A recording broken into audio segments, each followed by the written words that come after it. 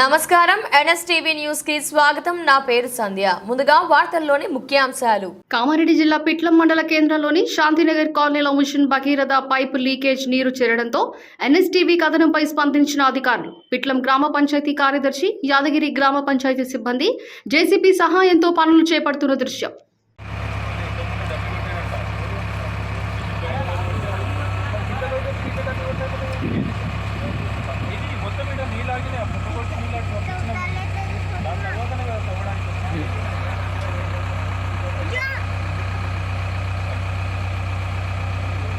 File